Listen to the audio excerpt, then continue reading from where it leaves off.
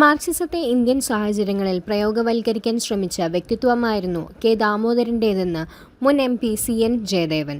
Marxism ഒരിക്കലും വിശ്വാസങ്ങൾക്കോ എതിരല്ലെന്നും ജയദേവൻ പറഞ്ഞു. K Damodaran academy സംഘടിപ്പിച്ച അനുസ്മരണം ഉദ്ഘാടനം ചെയ്ത് സംസാരിക്കുകയായിരുന്നു അദ്ദേഹം. മാർക്സിസം ഒരു സയൻസാണ്. ആ സയൻസ് ഇന്ത്യൻ സാഹചര്യങ്ങളിൽ എങ്ങനെ പ്രയോഗിക്കേണ്ടത് അതാണ് സഖാവ് ദാമോദരന്റെ ഗ്രന്ഥങ്ങളിലെല്ലാം സൂചിപ്പിക്കുന്നതും പരിശോധിക്കുന്നതും. കെ ദാമോദരൻ പുരസ്കാരം ദിവാകരൻ വിഷ്ണുമംഗലത്തിന് ജയദേവൻ നൽകി. ദിവാകരന്റെ ചോറ്റുപാടം എന്ന കവിത സമാഹാരമാണ് പുരസ്കാരത്തിന് അർഹത നേടിയത്.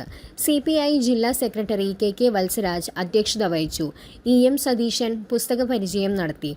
Doctor Biju Balakrishnan, P Muhammad Basheer, KK Sudheeran, NK Subrahmanyan, CV Sreenivasan, KK Jyothiraj എന്നിവർ സംസാരിച്ചു.